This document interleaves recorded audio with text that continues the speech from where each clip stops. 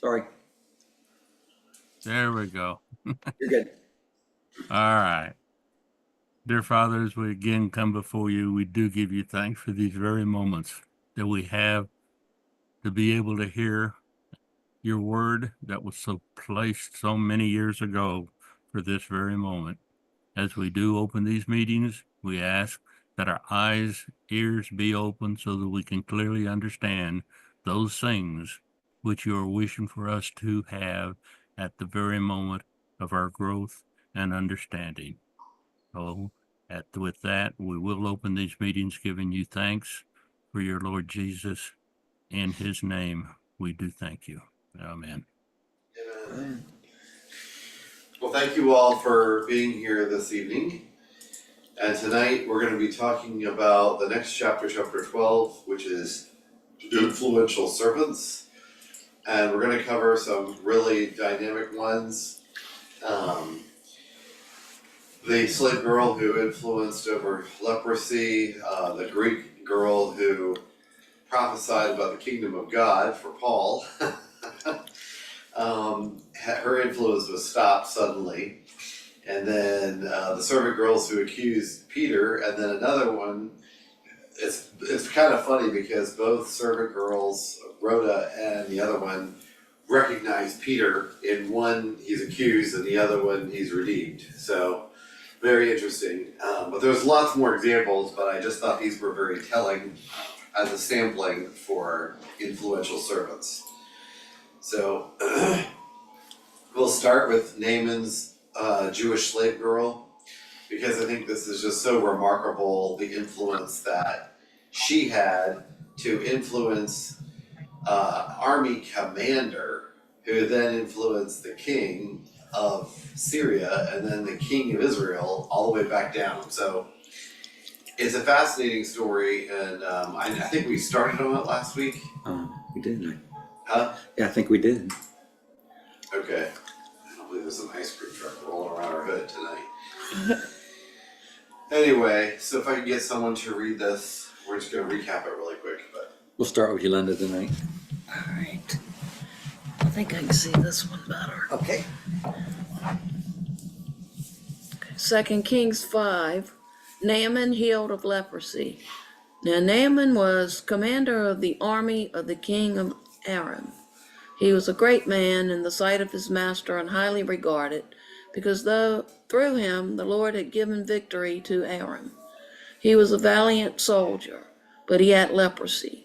Now bands from Aram had gone out and had taken captive a young girl from Israel, and she served Naaman's wife.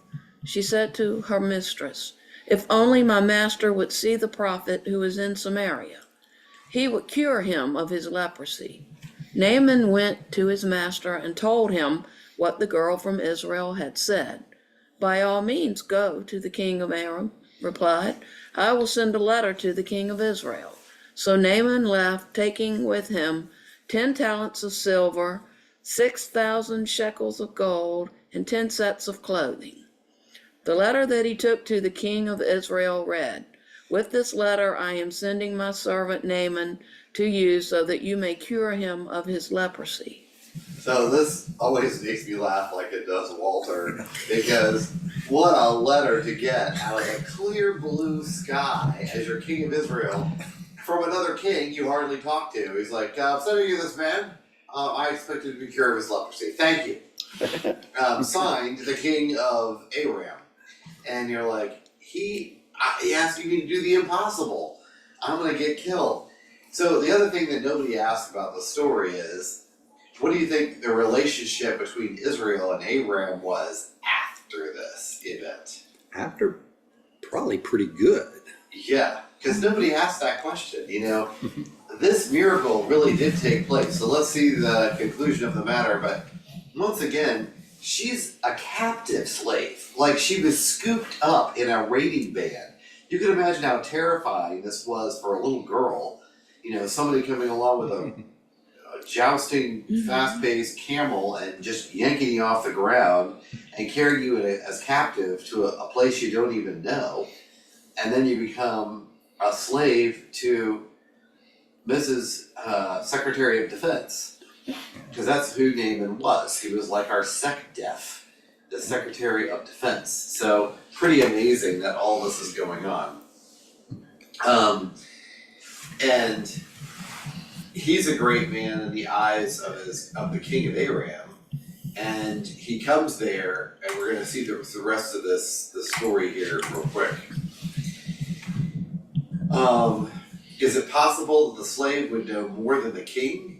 Yes, she knew that a prophet who could heal Naaman, yet the king did not know or believe it. So it's just pretty amazing. Why would she know and the king not know? Did she have better intel? Did she have better people working for her? Her influence went straight through to the wife, Naaman, the king of Aram, and sent a letter to the king of Israel. The message of the king went ballistic, thinking that the king of Aram was trying to pick a fight with them, to Elijah stepping in with his direction through the servant Gehazi. So, pretty incredible that this took place this way. And it's even referenced by Christ in Matthew chapter 21. And I wanted to give this a quick read. But the end of the story was, and I'm surprised I didn't put it in there, was that Naaman came to the king of Israel, and he got all upset, tore his robes, and he called all of his advisors and basically said, do you see this man is trying to pick a fight with us?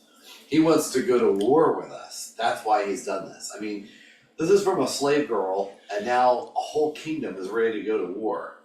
And then, thank goodness, Elijah steps in and says, look, just send Naaman to me, okay? And you will know there is a prophet in Israel. And this is the problem, is that a prophet is without honor in his own country. Where do you think Christ got that phrase from? Where did he get it from? Right there. A prophet is without honor in his own country. This story fits it perfectly, because Elijah wasn't even known to the king. No idea who this guy was. No idea that he did miracles. A slave, a captive in another country had to tell them. It's kind of interesting because we see this pattern over and over again.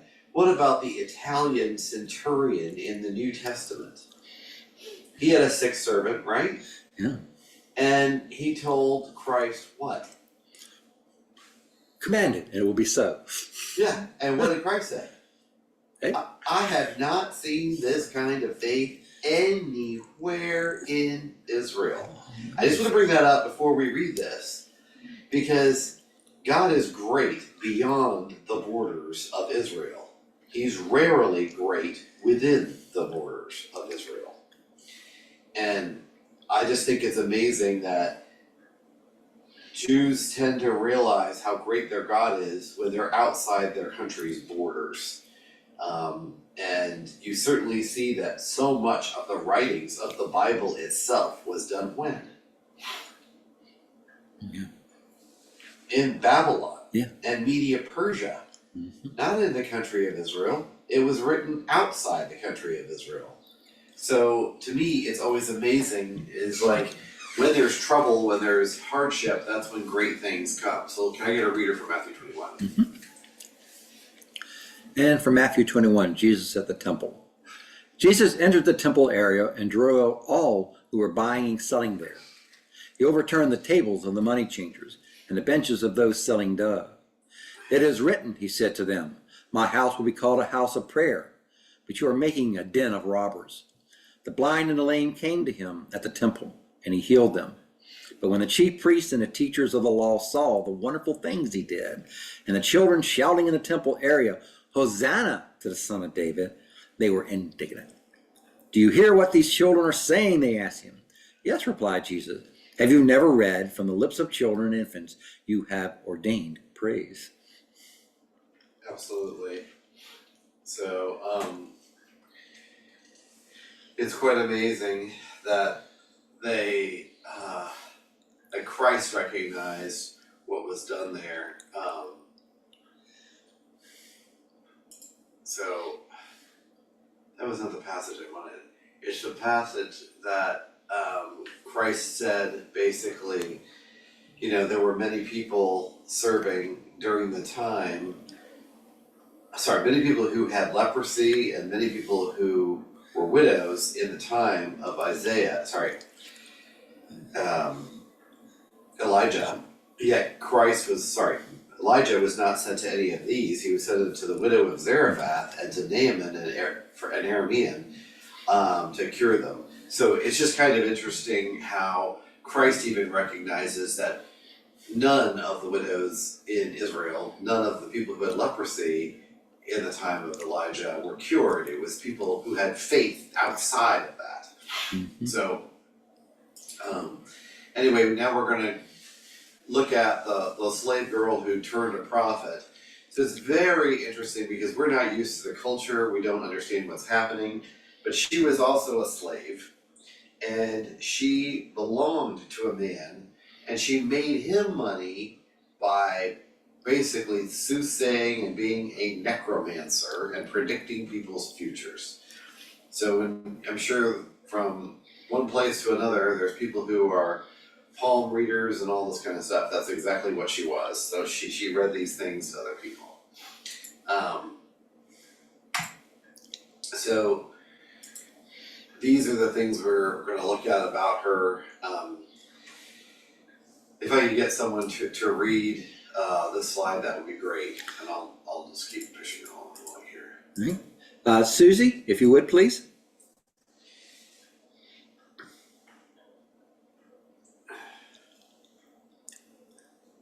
Susie, You're muted. In Acts 16 through 24, Paul encounters a slave girl in Philippi who is possessed by a spirit of divination, using her ability to predict the future to make money for her owners. Paul exorcises the spirit, leading her owners to accuse him and his companion, Silas, of disturbing the city and advocating unlawful customs, resulting in their imprisonment. Continue. yeah, so he had been making a lot of money off of her by predicting things, but it's really funny when she starts to predict. So go ahead. The slave girl, the girl is described as having a spirit of divination, of a spirit of Python, which is a reference to the Python spirit, the spirit of the Pythian Oracle of Delphi. This spirit was associated with fortune telling and prophecy. Paul's encounter, Paul and Silas are traveling to a place of prayer when they meet the slave girl. She begins to follow them, proclaiming them to be servants of the Most High God and proclaiming to you the way of salvation. I should think that would be a good thing. Yeah, I did too at the beginning, but it's probably the problem is who's saying it. Because even as Christ said, he didn't want the testimony of mankind, because he knew what was in a man. But she was for 4 days this went on. She proclaimed, "These are servants of the Most High God. Listen to them." I'm like, oh well, there goes that. Go ahead with Paul's exorcism. Paul's exorcism. Paul, annoyed by her constant declarations, commands the spirit to leave her in the name of Jesus Christ. The spirit departs immediately. Consequences for Paul and Silas. The girl's owners, who were profiting from her fortune telling, became enraged and seized Paul and Silas. Hold on a second. They dragged them into the marketplace and accused them of disrupting the city and advocating for illegal practices. Imprisonment. The city magistrates, along with the crowd, join in attacking Paul and Silas, and they are beaten and imprisoned. Yeah, so all this because they told the unclean spirit to come out, but they were telling the truth. She was saying, these are servants of the Most High God. So it's very interesting how this takes place. And it's recorded in Acts 16 verses 16 through 34. So next reader. Patsy, you're up, please. And remember to unmute yourself. There you go. I did. Hold on, I gotta make it bigger. Yeah, there you are. Okay. Once, when we were going to the place of prayer, we were met by a slave girl who had a spirit by which she predicted the future. She earned a great deal of money for her owners by fortune telling. This girl followed Paul and the rest of us, shouting, "These men are the servants of the Most High God, who are telling you the way to be saved." She kept this up for many days. Finally, Paul became so troubled that he turned around and said to the spirit, "In the name of Jesus Christ, I command you to come out of her." At that moment, the spirit left her. When the owners of the slave girl realized that their hope of making money was gone, they seized Paul and Silas and dragged them into the marketplace to face the authorities. So, I mean, what would be so incredible is that how was he not perceived as the one with the real power by taking this fortune telling away? And it's not like he did anything to her other than commanding the spirit to come out. There'd be no physical evidence that anything had happened at all. But my question to you is, why did Paul decide after several days of this going on that the spirit needed to depart? So it wasn't done immediately, and it wasn't done after they left Philippi. It was kind of after several days, however many days that is, that they stopped her from doing this anymore. I think maybe she was disrupting their teaching of the other people by continually hollering this. Yeah. Yeah. But it's interesting because they certainly drew a crowd maybe because of her. But I guess one of the things is Paul and Silas are from out of town, right? Right. They're not from Philippi. Is she from Philippi? She is now, and she's been there for quite some time. So, what was the problem? Well, I'll show you this next part, and maybe you'll be able to say it. What was the problem of associating themselves with her? And let me explain that, because we're going to go look at this. So this Pythian spirit, or power of Delphi, comes from a specific place. It comes from Delphi, and they believed it was the power of their gods. Right. Okay, so it's not that she was doing something bad. It was just the association with it meant they were basically advertising on a part of the Python spirit, which was a mythical snake killed by Apollo, who threw him into the earth. So we're going to read this, and then we might have a better understanding of why he did this. Can I get a reader for this slide? Okay, let's see. Had Patsy read. Neil, you're up next.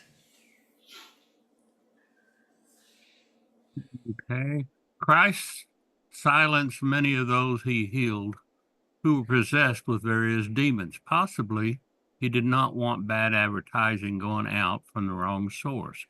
Possibly they wanted endorsement from the mentally health, not the sick. The rest of the story is that this woman possessed a python spirit, which was a mythical snake killed by Apollo, thrown into a fissure in the earth, whose decomposing corpse emitted vapors that the woman's oracle would inhale, gall into the trance and utter a cryptic words of Apollo, which you then in turn would pay to have interpreted for you. The Greeks believed that the Oracle of Delphi told the future, and that the high priest, that Pythia, would interpret for Apollo.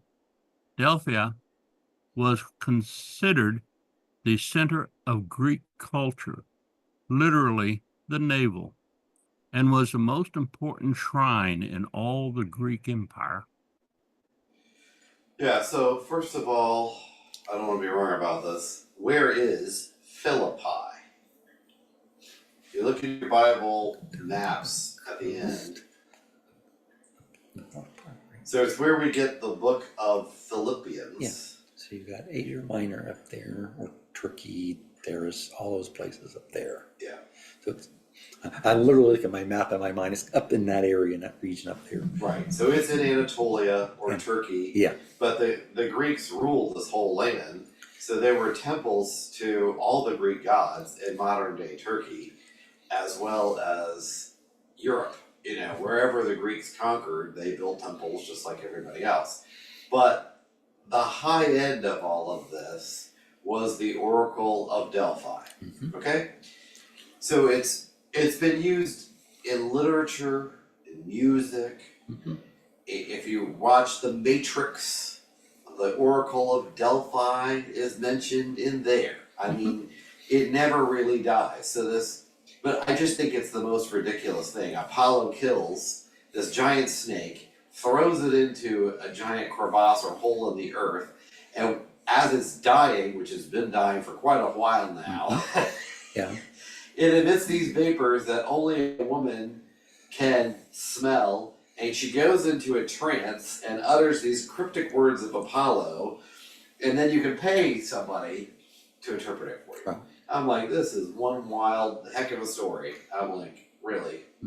A careful archaeological study of Delphi has shown that these caves are volcanically connected, and that what you're getting is these various hallucinogenic gases that are coming out. That rotting snake releases these volcanic gases, which will induce hallucinations and things. And so most likely they were probably, like I said, saying really gibberish stuff. But the masters behind everything knew who the person was and had it all scripted out like, well, this is what she said, because you have no idea what she said, because she's in a hallucinogenic state, high on volcanic gases. And so, I mean, they've shown the science behind what this place was. Wow, I didn't know that. Yeah, it was a nice Where'd you see it? documentary sometime. Yeah, can you send me a link to that? I had no idea where it was on TV. Well, now I'm really interested. So Yeah. this is an ancient drawing at the bottom Mhm. showing Python being killed by Apollo, and there's the crevasse between them Mhm. where he is going to have his flesh rotting forever. So it's quite a mythological tale. And then this etching, which is it's a terracotta pot, Yep. and they scrape away to get this design behind black lacquer, and that's what gives you the story. So the woman who's seated is, in her trance, and she's, I guess, receiving the message of Python and interpreting it for this gentleman who's paid her to tell her the life story. So if you look at the bigger picture of what's going on here, you have the serpent Yes. speaking to a woman, I've never seen that before. delivering messages of what the truth is. Yeah. And yes, and she does speak truth about who they are, but in her truth, she also speaks lies. And so they can't have that association with this false God, because, like, hey, we're not about Python and Pythia and all those things. We're about the Lord God of Israel. Yeah. So even though it seems mean to take away her gift is really working against the message that they're trying to do here. And the association is wrong because Yes. Susie's first response was, well, that doesn't sound like a bad idea. And every time I've read it, I was like, she's doing good. She's the public affairs agent for Paul and Silas. But then you realize, oh, okay. So she's getting everybody to think Mm-hmm. Paul and Silas are speaking on behalf of Python. Right. And it was the same problem they ran into in Ephesus, where they said, this is none other than Zeus and Yeah. Apollo, Uh-huh. who have come down to us in the flesh. Exactly. And they try to literally bring sacrifices to them. Mhm. And then you really see, like, what we deal with today is nothing compared to what Paul had to go through and all these different things, because he was clashing head to head with the pagan culture. So every miracle he did, what did they attribute it to? To some false god. Yeah, they attributed it to Apollo, Zeus, Hermes, Diana, great as Artemis of the Ephesians, and on and on and on and on. So this is a very interesting story because what was Paul and Silas really worried about with this Greek slave girl? I'll give you the answer. It's in the title of the slide. Her influence. Right. Yeah, she was representing Python, or Pythia, whatever you want to call it, and she was giving a message to them. And the next thing you know, they would have turned it into, yeah, they're servants of the Most High God, who happens to be Pythia. Yeah. You see, that's where it was going to lead to, if not stopped. Yeah. Absolutely. And so this got Paul and Silas into heaps of trouble. They were arrested, they were beaten, because basically what he had done was ruin somebody else's income. And that's why Alexander the coppersmith was so angry with Paul. He was a silversmith who made images of Diana or Artemis. Right. And he's like, daggone it, he ruined my living. He destroyed my source of income. So he was really angry with him, and so was so many other people, because they're immediately clashing with these pagan cultures. Their whole economic system was based on paganism, and it's all going away. Yeah. Our real challenge here is helping people understand, well, what was his spirit? So there really are demons and stuff? And you're like, no, there's not that kind of possession. A spirit is a disposition, like David was given a particular, Saul was given a particular disposition. It's being touched in the mind, as you said. Basically, Paul is saying, she's got an abnormality here. It's not a being or a thing, but just like Christ saying for the sake of those around, go and get in this pig spirit and go away, that kind of thing. It's the same idea, because this is a very culturally ignorant, superstitious people. And so as soon as he tells her, your spirit's gone, she's going to go like, it's real. And she's going to be cured by, of course, by God of this thing. And that's it. That's going to be the end of it. It's not like he grabs his being out of her. He says, okay, you got to go. Yeah, but you notice that when Christ is healing unclean spirits all through his 3.5-year ministry, they always say to him, what do you want with us? Yeah. The Son of God, Jesus Christ, the Savior of the world, they immediately know who he is. Yes. To everybody else, he's got to prove themselves. Yeah. So, for whatever reason, those who had mental illness were perceptive and could distinguish that Christ was the real thing. And remember, to be very good at what she does, she had to be attentive, learn your marks well, everything about your marks that you could. You think the first time she's ever seen these guys, she's been wandering around listening to what they're talking about, what they're about. Yeah. So she can turn around and say, these are servants of the Most High God, because she's done her homework. Yeah. I mean, that's how the cons work. Yeah, absolutely. So it's kind of an interesting story, and I just pointed out in our Women of Influence, specifically in this chapter of influential servants, to say she earned her owners a lot of money.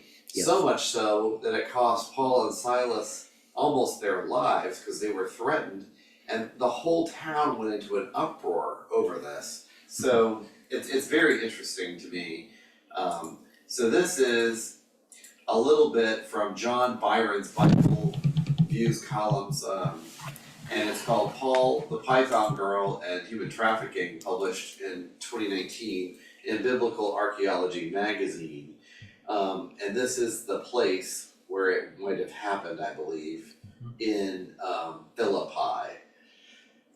So, can I get a reader for this one? Yes. Joanne, it's your turn, please. Oh, Joe. And remember to unmute yourself. Okay, I couldn't find it. There you go. Okay. In Byron clarifies that although many English translations, including the NRSV, quoted above say that the slave girl had a spirit of divination.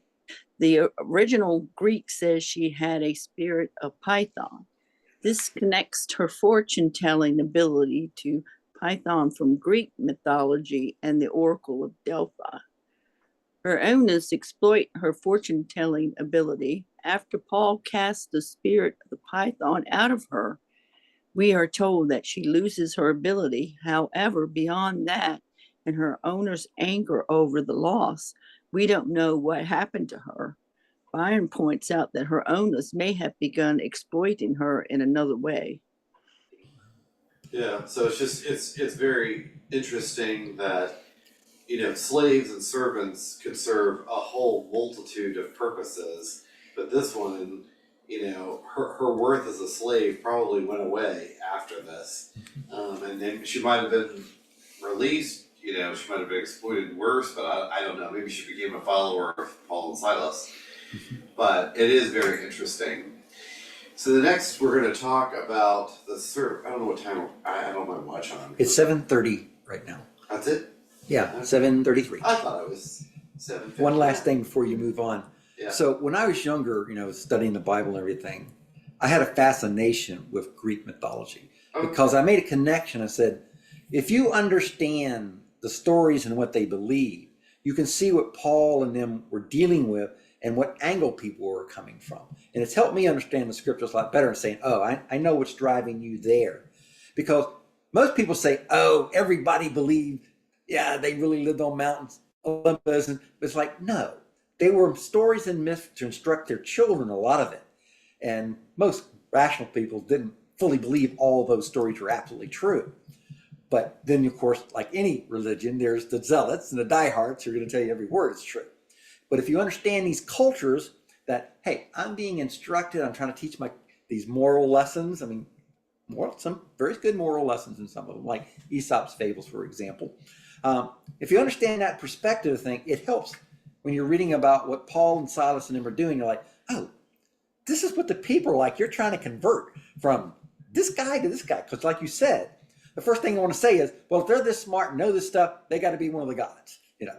And that's what they had to fight with all the time. And then when they were proven to be men, boom, everybody was against them. And I want that story about the python and the caves and the gases coming out. Yeah. Is that, I would love to put a little video in here of that because I had no idea any of that was even true. Oh, yeah. Well, Yeah, it was a real place, very real place. Cool. Mm-hmm. Yes, Neil. I'd like to, yeah, I was going to bring up the same thing. I was in college in the 60s, and my English, I took English Lit, and she took the whole semester studying Greek mythology, one after another. And that was our whole, nothing to do with English. And he's right. You studied what the people were thinking and why they thought that way. Yeah, I remember Neil in ninth grade, we had to read the Iliad and the Odyssey. And our teacher was so boring, I was ready to stick a fork in my eye. It was, or her eye, one or the other. It was just, to me, it was just awful. I mean, I would much rather know this is where the mythology came from. These are the symbols to look out for. So you understand, this is what Mercury looks like. He's got wings on his ears. You know, here's what Jupiter is. Here's what, and how the iconography of it all fits together and where we see it in modern day culture. That would have been wonderful. Yep. Like, who's the guy who flew too close to the sun and his wings? Ithacus. Yeah. Is it again? Ithacus. Ithacus, And the sun had the wax wings, flew too close to Apollo's chariot, and his wings melted. Yeah. Once again, Icarus. Yeah, good old Icarus. So I had a friend who died, and they wanted the poem of Icarus, and I was like, "Who's it? Who dat?" And so I found it, and it's like, wow, that's where this had come from. So what I find interesting is the narratives that you see in mythology and the Bible are very interesting. They use stories to explain the world they saw around them. Yes. The problem is, one is a nice story that you can remember, but none of it's true. The other one is a story which is wonderful to remember, but it's true. Yes. And those two, the false narrative and the true narrative, clash constantly because people would rather believe which.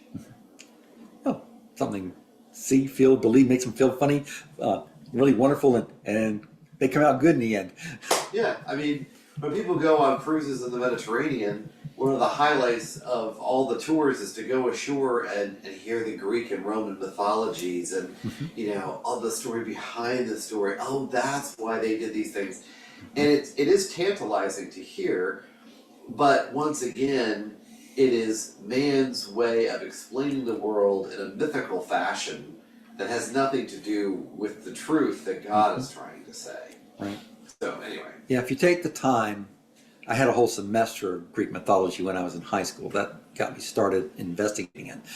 I didn't take Latin in high school, but I finally found out later how valuable Latin is to us as we study the scriptures. The origin of so many words, you know, like you'll see your brother, you know, put a word up, oh, this was Greek or Latin, and you're like, what in the world was that thing? But if you have an insight into studying them, you can see the root words and immediately you say, oh, he's going to talk about love there, and because you can see these things. Yeah. So these quote unquote dead languages have value to us as we're trying to understand these words, because that's what they were written in. Absolutely. So again, under the topic of infants as bookends, okay, of Peter's life. Okay.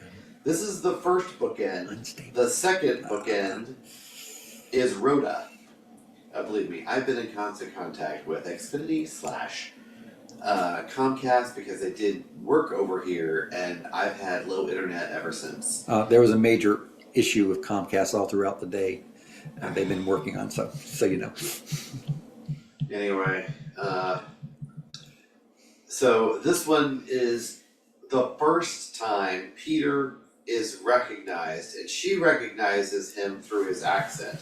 By the way, this is an AI generated picture that I spent so much time getting to get it right because I wanted to there isn't a good picture of this actually happening, so I wanted to get one.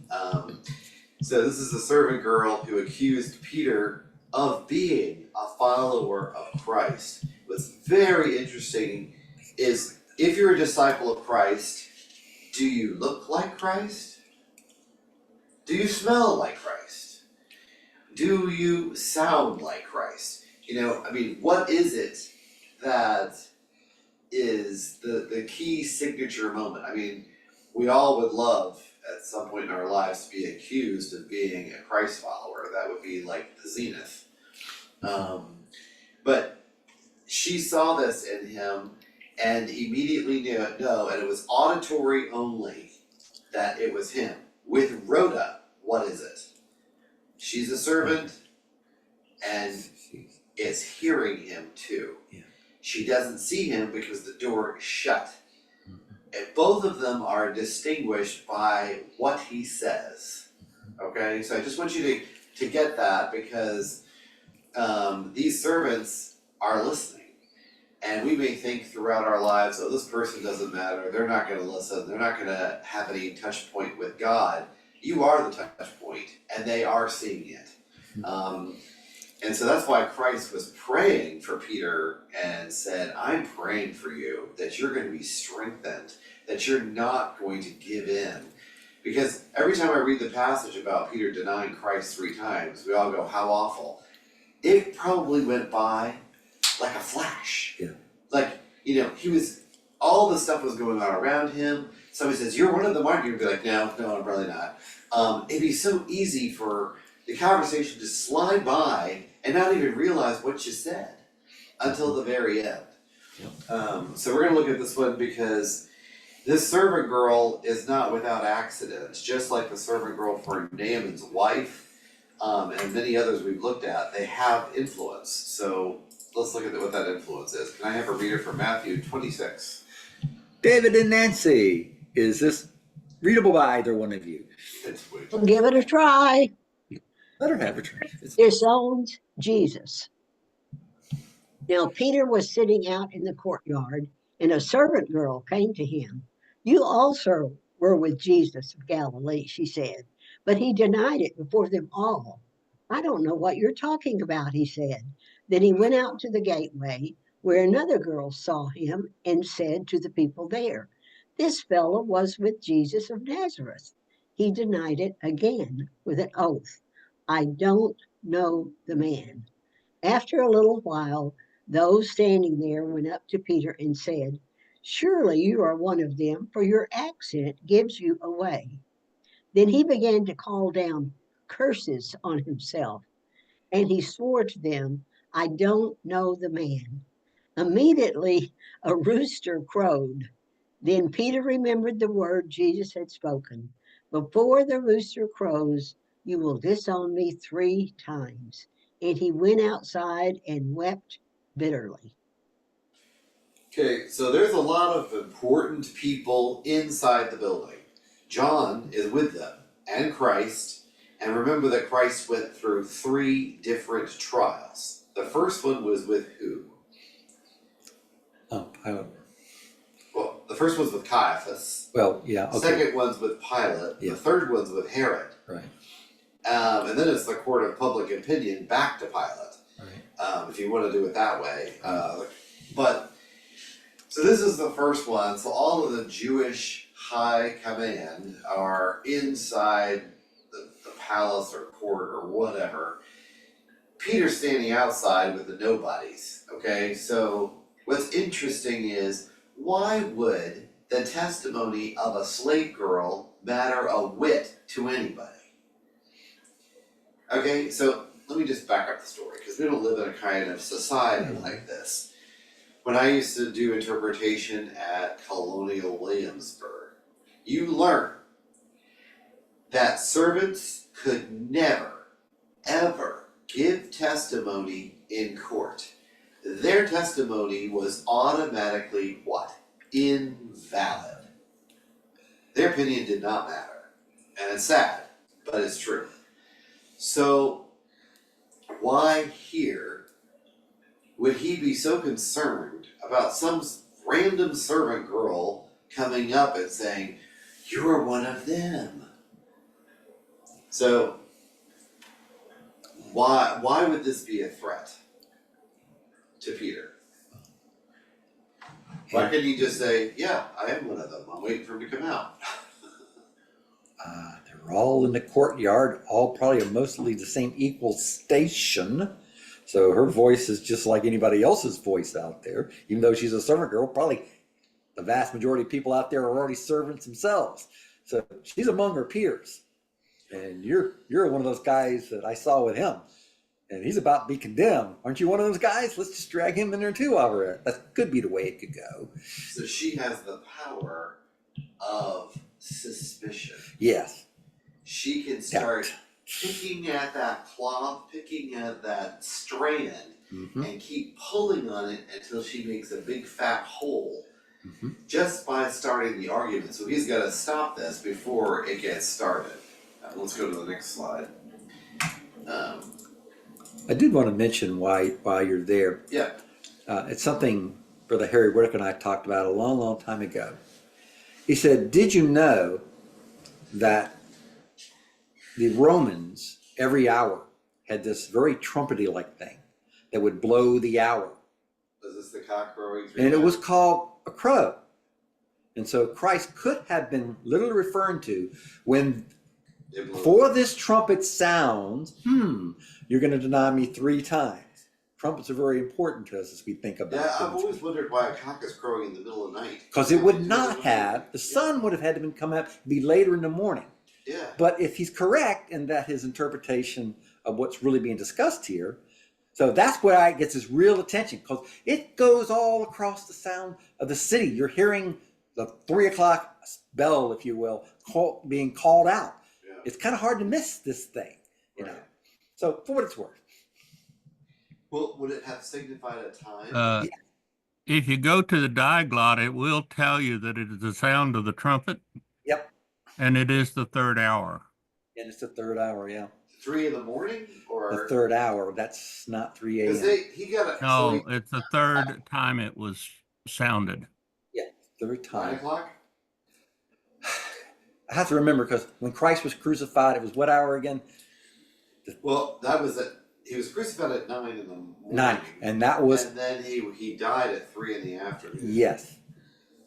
But it's not our timetable. It's No, I looked it up because it's Yeah. like it's approximately 9 in the morning that he was crucified. Because remember, he did all these trials yes. from the time after he did the Last Supper.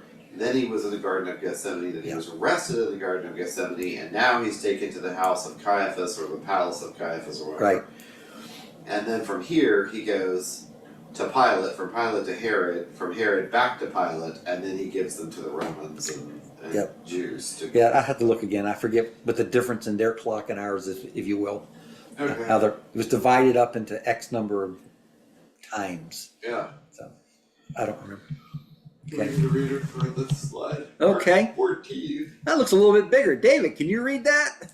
I will give it a try. Thank you, sir. Peter disowns Jesus. While Peter was below in the courtyard, one of the servant girls of the high priest came by. When she saw Peter warming himself, she looked closely at him. You also were with that Nazarene, Jesus, she said. He denied it. I don't know or understand what you're talking about, he said, and went out into the entryway.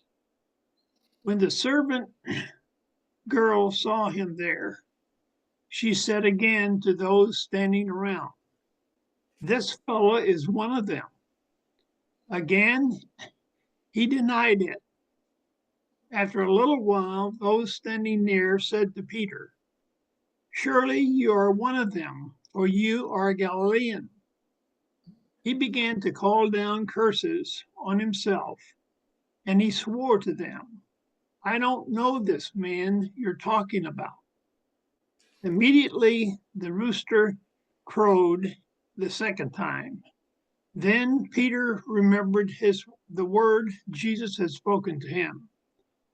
Before the rooster crows twice, you will disown me 3 times.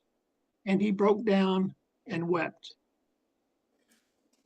So, again, what's so fascinating about this is like to be accused of something is always hard, but what are they accusing him of? Murder, robbery, insurrection?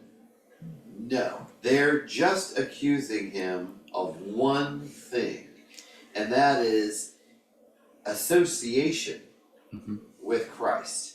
When she's saying you're one of them, what is she saying? If someone said that to you, you're one of them, aren't you? What would you say? Yeah.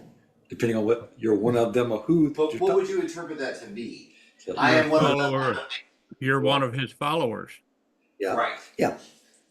Follower, disciple, yeah. So this is the other question to ask. Why would they come to this conclusion? Remember, this is at night around like a burning fire or whatever. Why would they come to this conclusion, after its 3.5 year ministry? What would have been the characteristics that they would have been able to identify and say, you're one of them, you're one of them, you're one of them? How would they know whether or not you were a Christ follower? Right. First, they claimed he was a Galilean, which was a dead giveaway in their mind. Like, hey, you talk about Galileans, so you must be one of his. His behavior should have given him away, how he acted. I've always said that when you look at a follower of Christ, there's 2 ways you're perceived. Either you are a reflection of Christ, or either you radiate Christ. Now, I don't know about you, but if I'm really cold, a fire on the TV is beautiful, it's there, but it doesn't do me any good. It's just simply reflecting, or a mirror reflecting it. Yeah. But if it radiates like a heat does, then it's in you and is of you. So when you're a follower of Christ, it can be false that you reflect him because you don't know. Is it really what he is? But when you radiate it, there is no way anyone can say you're not one of his. So Peter, he is acting in a way that's just so obvious you're one of his. You know what I'm saying? I wish that was the case with all of us, but Yes. you're right. And the accent thing always makes me laugh because I love accents, Yes. I can do an Indian accent, I can do a French accent, I can do a Scottish accent, but I've always wondered if anybody knows, because I don't know, what was distinguishing about the accent from Galilee? I mean, did they slur? Did they, pronounce TH differently? I'm just like, what was the accent of Galilee and why was it different? Does anybody know? Certainly more country than city that most of the people were in the basic area around Jerusalem. So you'd already know he's not a city dweller, probably. That's a good point because later on in Acts, when he gets arrested, they realize that they're uneducated. You got it. men. Right. And I was like, well, there must have been the way of speaking Sure. that was distinguishing. And I'm not trying to make a mountain out of a molehill, No. please understand. I just want to know, how does a servant girl figure this out? Yeah. Okay? So, let me just play with you for a minute, okay? How many of you all have seen My Fair Lady? Oh, yeah. Okay, you got Professor Henry Higgins, Yeah. who speaks perfect English. Of course he does. And you've got Colonel, I forgot his name. Pickering. Colonel Pickering, who studied Sanskrit, he went to India, he went to all these different places, and he has just enough of a hint of where he's been. And what is so amazing at the beginning of the movie is that Professor Henry Higgins can listen to somebody and place them within 10 miles of their home, globally. Mm-hmm. And everybody's like, he's a spy, he's a detective, he's, an insider, he's like, how do they know this? And it's all linguistics, how they speak. And there's a whole song about it. Why don't the English teach their children how to speak? But the point to me is that even among Jewish people, they would automatically judge you, just like Professor Henry Higgins, based on how you spoke. Your speech gave away where you were. So I took Spanish as a foreign language in high school and college. And real quick, I'm not going to belabor you with this, but my first teacher I loved, Senora Strickland, was American, and she went to Spain, learned it, and brought it back. And I loved her, I could understand her, I love the way that Spanish is spelled exactly like it should be, and not like English, which is impossible. And then I had Senora Nunez. She was from South America, from Peru. I couldn't understand anything she said. Because she didn't speak Castilian. I know, well, She spoke exactly. the other kind of Spanish. I almost failed her class, and she would give out dos boletos at the beginning of the class, which are worth 2 points on your final exam if you didn't speak any English in her class. First thing, Monday morning, she would turn to me and go, "What's that thing? Hablas inglés en mi clase?" And she was like, "No, señora, no." And she's like, "Dos boletos." She would take away my boletos every week. So then I went to college, and I went to Piedmont, Virginia Community College, and there I had very distinguished older woman from Castilla in Spain. Different Spanish. Then I learned Castilian Spanish, which is the courtly Spanish. Yep. The royalty speaks this language. So instead of para ser, it's para hacer. Instead of Barcelona, it's Barcelona. So the reason is some Hungarian prince who had a terrible underbite married into the royal household of Spain, and they didn't want to embarrass him, so everybody started speaking with a lisp because he had a horrible lisp. So that's how Castilian Spanish came about. So it was a very distinguishing mark. Like when you watch The Crown, you see how the royalty speak versus Cockney English that are dropping their H's and dropping their C's.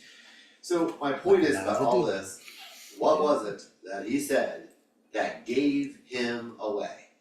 And it's a question that may be unanswered, but I would love to know if anybody looks it up and tries to find out how did Galileans speak that was so distinctive? Like we can tell people from Uncle Alabama's fiction to go to the stove, and you can tell where people are from based on how they speak. You can tell Yes. Californian. Tell me what the Boston accent sounds like in America. If I go back home to Lynchburg for about a week or so and come back, Yeah. you won't half understand anything I'm saying. Because I go back into my normal way of talking. Being here in Richmond has acidified me a lot. It has. Oh yeah, without a doubt. There's an isolated island in Virginia called Tangiers Island, Tangiers. and they still speak this early English, settler English Oh, that's like Elizabethan. Nice. And people are like, what? How is this possible? Because they stayed on the island. Right. And they all taught each other this English. So I'm not trying to bedraggle it, I'm just trying to say, how did this servant figure out? She's not a well-educated woman, she's a servant. Right. How did she figure out that Peter was one of Christ's, people by what he said or how he spoke? So that's just something to consider. Mm-hmm. But her influence was shattering to him, and he had to put it away. Okay, so we're in Luke 22. Let's see. Okay, we're back to Linda. And That's all. I got a couple minutes left. We can just get through this and stuff. Yeah, just mention it. Okay. Then seizing him, they led him away and took him into the house of the high priest. Peter followed at a distance. But when they had kindled a fire in the middle of the courtyard and had sat down together, Peter sat down with them. A servant girl saw him seated there in the firelight. She looked closely at him and said, "This man was with him." But he denied it. "Woman, I don't know him," he said. A little later, someone else saw him and said, "You also are one of them." "Man, I am not," Peter replied. About an hour later, another asserted, "Certainly this fellow was with him, for he is a Galilean." Peter replied, "Man, I don't know what you're talking about." Just as he was speaking, the rooster crowed. The Lord turned and looked straight at Peter. Then Peter remembered the word the Lord had spoken to him. "Before the rooster crows today, you will disown me 3 times. And he went outside and wept bitterly.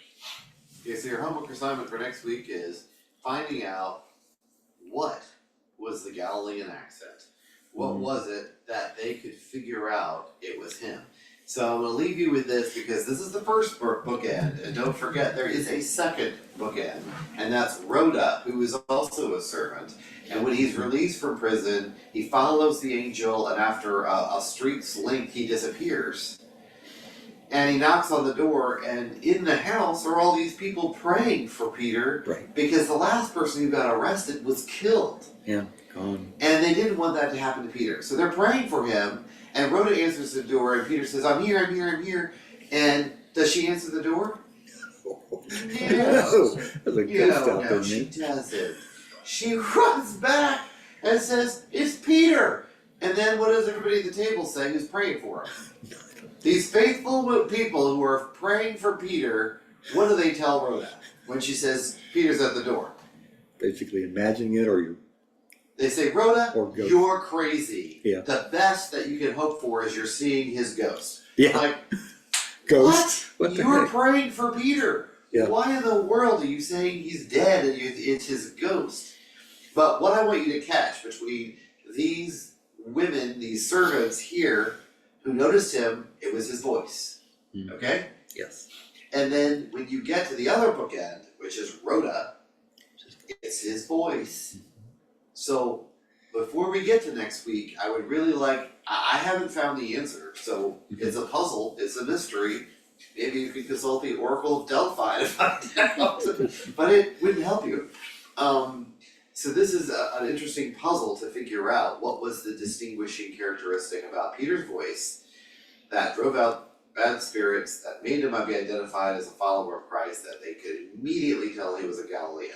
So have fun with that. I hope to see you next week. Real quick, there's a wrap up. My mom's surgery went extremely well. They had the surgery last Thursday, so it's been a week.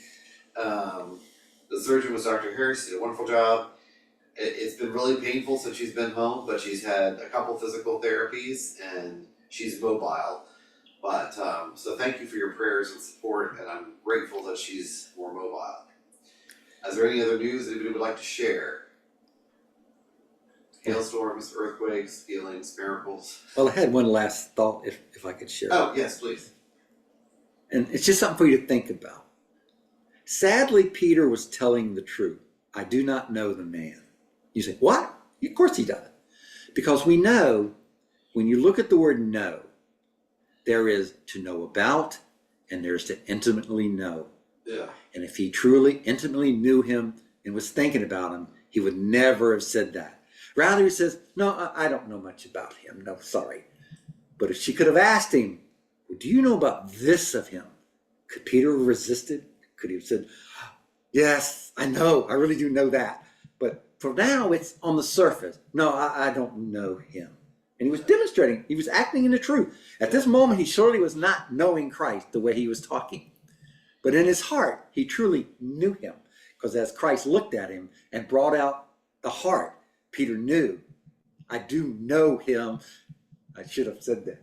But anyway, for what it's worth. No, there's 3 and 3 that I want you to definitely Yeah. get. So there's 3 denials here. Yep. And when Christ comes back and he's resurrected, do Yeah. you love me? Do you love me? Do you love me? Matches up with these 3 denials. Oh, he remembered. So it's definitely correlated Yes. between the 3 denials and the Right. 3 I love yous. Mm-hmm. So something to think about. Yep. I hope you all have a wonderful evening. Did anybody else have any other announcements or anything going on?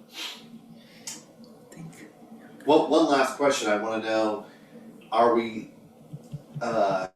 doing a cessation of Bible class for the summer while people are away? Are we stopping after Memorial Day, or do you want to continue during the summer? Just a quick unmute yourself and let me know. I know for at least 3 weeks in the summer I won't be around. Okay. And in fact, in May, very soon in May, a week will be out. Okay. And then we'll be out, and we'll be out in July for Bible school, and 2 weeks at the end of August and September. Okay. Well, So for what it's worth. that's a hardship for me. So Yeah. anybody else have any other? We should just conclude at the end of May and then pick up in September? I'll be gone through the summer, but since this is on Zoom, the only time I won't be able to join would be probably a couple weeks. Okay. In the first 2 weeks I'm gone in June. I'll be back in September, but there's no reason why I shouldn't be able to join. If you have it, I'll do my best to be there. Okay, great.